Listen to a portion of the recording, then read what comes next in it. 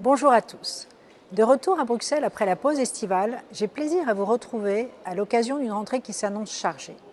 Alors que les tensions accrues sur le marché de l'énergie nous font craindre un hiver particulièrement difficile, le gouvernement agite le chiffon rouge du rationnement. On demande aujourd'hui aux Français de se serrer la ceinture. Or, le risque de pénurie d'énergie, c'est aussi la conséquence des choix erratiques des précédents gouvernements qui ont saccagé les capacités de production du nucléaire en fermant Fessenheim pour finalement réouvrir une centrale à charbon à Saint-Avold en octobre prochain.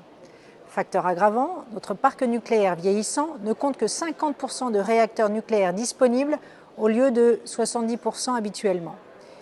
Il est urgent de revoir notre politique énergétique en privilégiant évidemment le nucléaire, qui est une source de production d'électricité non intermittente la plus décarbonée, afin de sécuriser notre approvisionnement d'électricité et lutter bien sûr contre la hausse des prix de l'énergie.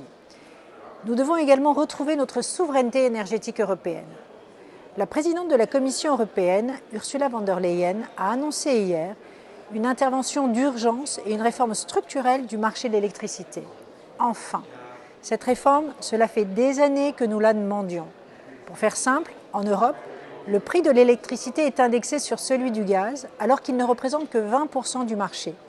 Il est injuste que la France, qui a parmi les énergies les moins chères et les moins carbonées d'Europe, paie le prix fort d'une électricité qu'elle produit à bas coût et de manière vertueuse grâce évidemment au nucléaire et à l'hydraulique.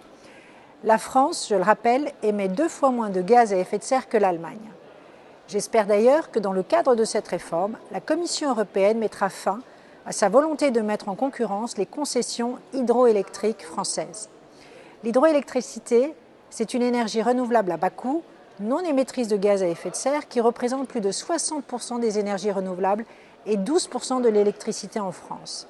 Cette mise en concurrence aurait à la fois un impact négatif pour le consommateur en renchérissant le coût de l'électricité, mais probablement aussi pour l'ensemble de l'écosystème des barrages. Vous pouvez compter sur moi naturellement pour me battre, pour protéger ce patrimoine national qui, avec le nucléaire, est le gage de notre souveraineté énergétique. L'annonce de cette réforme est donc une bonne nouvelle. Je serai, croyez-moi, particulièrement vigilante quant aux annonces qu'Ursula von der Leyen fera sur ce point en séance plénière le 14 septembre à Strasbourg, lors de son discours annuel sur l'état de l'Union. Je ne manquerai pas de vous tenir informés. À très vite.